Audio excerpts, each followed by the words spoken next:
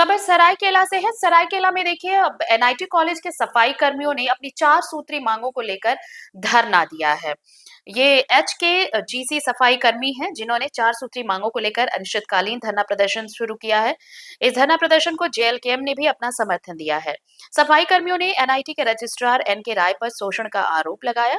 इस दौरान प्रदर्शन कर रहे पशुपति मुखी ने कहा कि जब से एनके रॉय ने अपना पदभार संभाला है, सफाई कर्मियों को वेतन सही समय पर नहीं मिल रहा।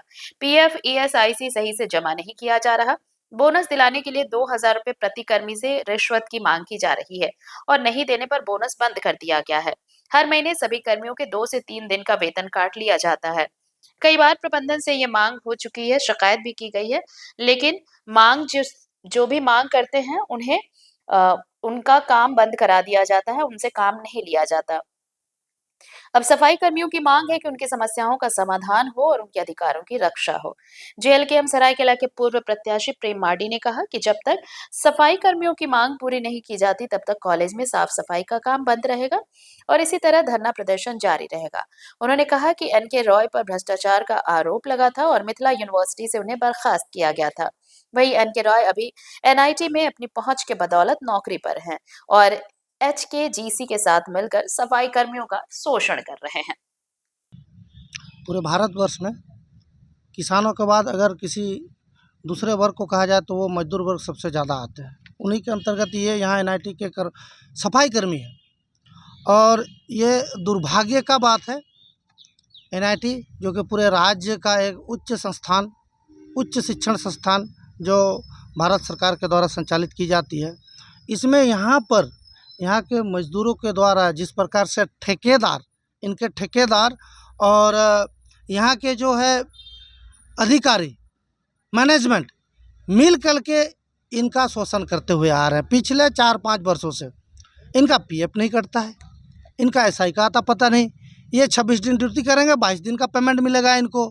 अब ज़्यादा अगर कुछ अब कहेंगे तो आपको 15 दिन के लिए काम से तुरंत बैठा दिया जाता है। कहने का मतलब यह है कि इतनी ज़्यादा तानाशाही बढ़ गई है एनआईटी में इनके लोगों के द्वारा कि अगर आप जिसको कभी भी बैठाना है तो आज अगर आपने अपने हक और अधिकार के लिए कुछ बात किया तो कल से आपको ड्यूटी नहीं आने दिया जाएगा, कल से आपका ड्यूटी बंद। आप 15-20 दिन बैठिए घर में, आपका परिवार का क्या हो रहा है मुझे कुछ लेना देना नहीं है। ये मानसिकता इन लोगों का।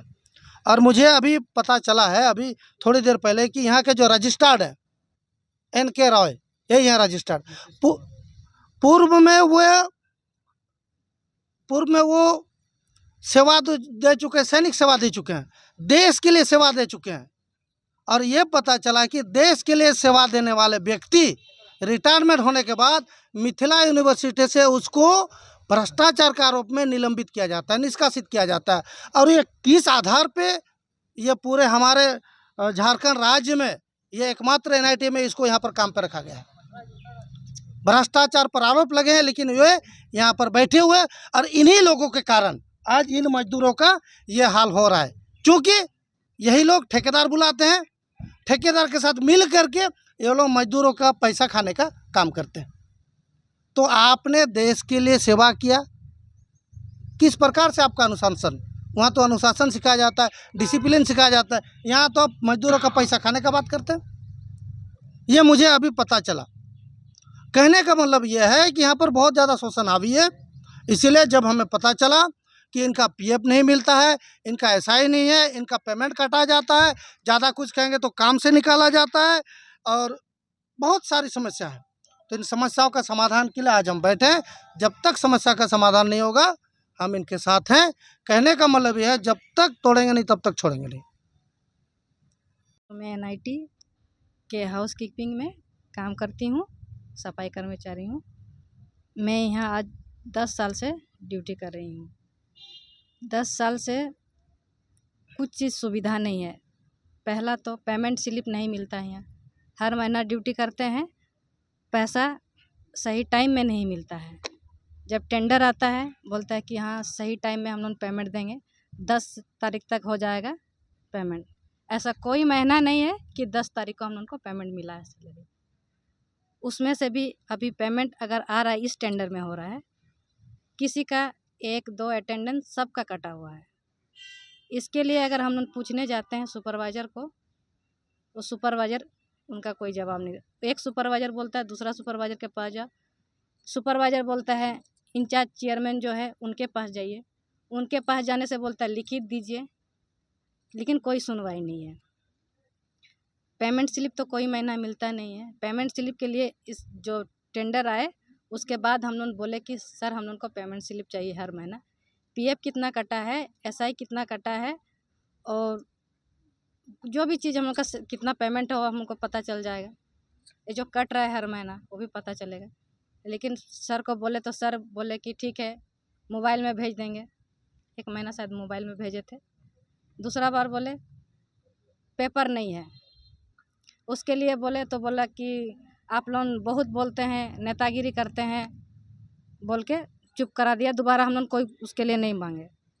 अभी बोनस हम लोग को मिल रहा था पहले, अभी इस टेंडर में हम लोग को बोनस बोला कि टेंडर में कटा हुआ है, बोनस नहीं मिलेगा। इसके लिए हम लोग आगे बात करेंगे, पहले काम कीजिए। आप लोग काम तो किए, लेकिन जब बात करने गए तो कोई सुनता नहीं है बोनस के लिए।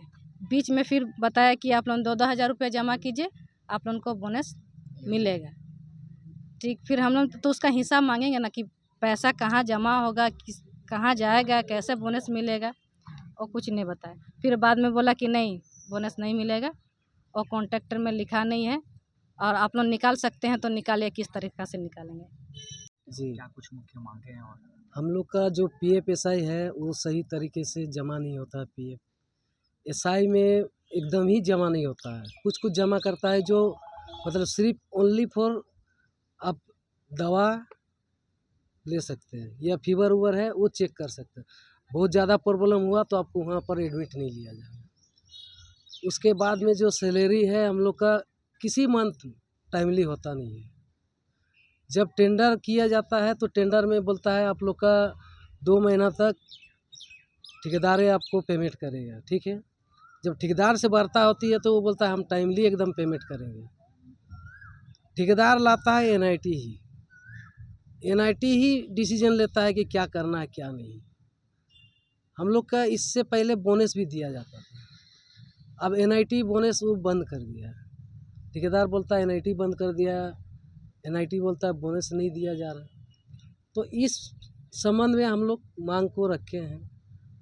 इसका बाद जो हम लोग का ड्यूटी होता है, मान लीजिए किसी महीना 31 दिन ड्यूटी होता है तो हम लोग का 27 दिन होना चाहिए ड्यूटी। वो 27 दिन होता नहीं है, 26 दिन ही ड्यूटी होता है।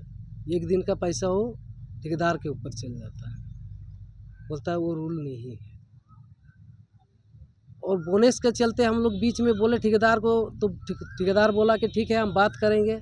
उसके चलते हम लोग को 2-2 हज़ार रुपया मांगा था कि 2-2 हज़ार रुपया दीजिए हम निकाल देंगे। कैसे निकालना है हम जानते हैं, लेकिन हम लोग 2-2 हज़ार रुपया देंगे तो उसका तो हिसाब लेंगे। अब कहाँ दीजिएगा, क्या करेगा, हमको तो देना है। 2 हज़ार रुपया हम देंगे, लेकिन अगर 100 लेबर देता है तो 2 लाख रुपया होता है। वो 2 लाख का हिसाब चाहिए हमको। तो इसी संबंध में हम लोग को ठेकेदार तर्काते रहता है। जितना बार यहाँ पर एनआईटी लोग टेंडर में देता है, हर बार हम लोग टेंडर से लड़ते रहते हैं। मेरा नाम पशुपति मुखी है। 1 जनवरी 2017 से मैं यहाँ कार्यरत हूँ, जो टेंडर बेसिस पे। हम लोगों का समस्या इस तरह का है कि हम लोगों का पीएफ कटता है लेकिन सही से नहीं कटता। सैलरी स्लिप मांगते तो सैलरी स्लिप नहीं दिया जाता। इस बीच में हम लोग बोले कि हम लोगों को बोनस 2017 से लागू था, जो पारित किया गया था, जो एनआईटी पारित किया था और दे रहा था। लेकिन इस बीच में हम लोग बोनस का बोले तो 2-2 हज़ार करके सबको पैसा दिया जाएगा तो बोनस मिलेगा। लेकिन जब हम लोग 2-2 हज़ार नहीं दिए और बोनस का बोले तो नहीं मिलेगा। जब 2 हज़ार रुपया दे रहे थे तो बोनस पारित हो रहा था, और जब अभी 2 हज़ार रुपया नहीं दे रहे तो बोनस पारित नहीं हो रहा। क्यों नहीं हो रहा? ये लोगों ने हम लोगों का शोषण कर रहा। हम लोग कहीं भी काम करते हैं, एचकेजीसी का है तो सबसे गंदा काम हम लोगों का है। सारा काम कराया जा रहा, लेकिन जब हम लोगों का सुविधा, हम लोगों का फ्यूचर के बारे में सोचते तो लोग नहीं सोचता। किसी का अगर ईएसआई का प्रॉब्लम है, कोई अगर एट ए टाइम अगर इंजर हो जाता है तो उसके लिए उस समय ये लोगों क्या कहता, प्रावधान निकलता कि वहाँ जाइए इलाज हो जाएगा। लेकिन उससे पहले हम लोगों को ईएसआई का कोई सुविधा नहीं है। आज 4 साल से ये समस्या चल रहा है कि हमारा पीएफ सही टाइम पे जमा नहीं हो रहा और सही जमा नहीं हो रहा, और सैलरी हम लोगों को सही टाइम में नहीं मिल रहा, और सैलरी सिर्फ क्यों नहीं दिया जाएगा जब आप सारा चीज़ हम लोग से काट रहे हैं, ESI का पैसा काट रहे हैं, PF का पैसा काट रहे हैं, तो हमारा ये चीज़ क्यों सही टाइम में जमा नहीं हो रहा। और ज़्यादा बोला जाए तो आप ज़्यादा बोल रहे हैं, आपको 10 दिन के लिए बैठाने का कारण रीज़न, एज ए रीज़न आप हमको बताइएगा। रीज़न नहीं, हम लोग इंचार्ज से बात करते हैं, इंचार्ज बोलता ठीक है मैं बात करूँगा, आप 2 दिन काम कीजिए, ठीक है काम कर रहे हैं, 2 दिन का 5 दिन में बात हो रहा है।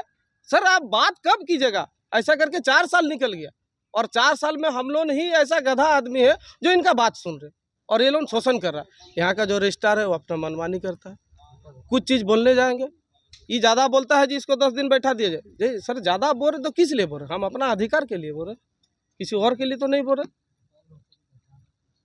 इस बीच में कल से हम लोग मैंने बातचीत की, वार्ता की कि 30 तारीख से धरना प्रदर्शन चालू किया जाए, सब जगह हम लोग जो जो जगह है लेटर वगैरह दिए। इस बीच में आज सुबह गोपाल महतो जो हमारे यहाँ विगत 7 महीने से काम कर रहे हैं, उनका ठेकेदार जो हमारे सुपरवाइजर है उनको व्हाट्सएप किया गया है कि गोपाल महतो को बैठाया जाए। सर गोपाल महतो को बैठाने का रीज़न, क्योंकि गोपाल महतो उनका अधिकार मांगा। अगर इसी तरह से सबको बैठाने लगेगा तो अधिकार तो किसी को नहीं मिलेगा। गोपाल महतो को बैठाया जाए, ठीक है, अगर गोपाल महतो का व्यवहार खराब है, वो दुर्व्यवहार करे तो बैठाइए, लेकिन गोपाल महतो उनका अधिकार मांग रहे तो उनका बैठाया जाए। तब तो सर इस कॉलेज में यहाँ पर मांग का कोई मतलब सुविधा ही नहीं है। कोई अगर कुछ बोलता है कि हमारा ये सुविधा नहीं है तो तुमको सीधा सीधा बैठाया जाएगा। क्यों बैठाया जाएगा? आपका नाली जाम हो रहा हम घुस रहे, आपका चैम्बर जाम हो रहा हम घुस रहे, आपका डिपार्टमेंट में झाड़ू हम लगा रहे, आपका वहाँ पर पोछा हम लगा रहे, आपका छत क्लीन हम कर रहे, और हम ही को बैठाया जाएगा। क्यों बैठाया जाएगा भाई? उसका रीज़न बताइए कि गोपाल महतो कल मेरा साथ व्यवहार खराब किया उसको बैठा रहे। गोपाल महतो को तो कोई कसूर नहीं है, बैठाने का रीज़न ये लिखित में देना भाई। गोपाल महतो को किस लिए बैठाया जा रहा, उसका तो कोई रीज़न नहीं है, बैठाने का कारण बताए ना। I am agree with you, registrar से हम एग्री है कि गोपाल महतो को बैठाया जाए। इसका कारण यही कारण है कि गोपाल महतो उनका अपना अधिकार का पैसा मांगा, इतना ही मांगा, उससे तो ज़्यादा कुछ नहीं मांगा, तो उनको बैठाया जाए। बस संसाधन ये संस्थान से इतना ही अनुरोध हो कि हमारा जो भी मांग है, आज जो 4 साल से हम लोगों को वंचित किया गया है, ये मांग हमारा पूरा किया जाए। और हमको संस्थान से कोई बैर नहीं है। आप अगर सही टाइम में हमारा मांग पूरा करते हैं तो हम संस्थान से क्यों बैर करेंगे। ये पिछले महीना हमारा 18 दिन का ड्यूटी था, जिसमें हमको 17 दिन का सैलरी मिला।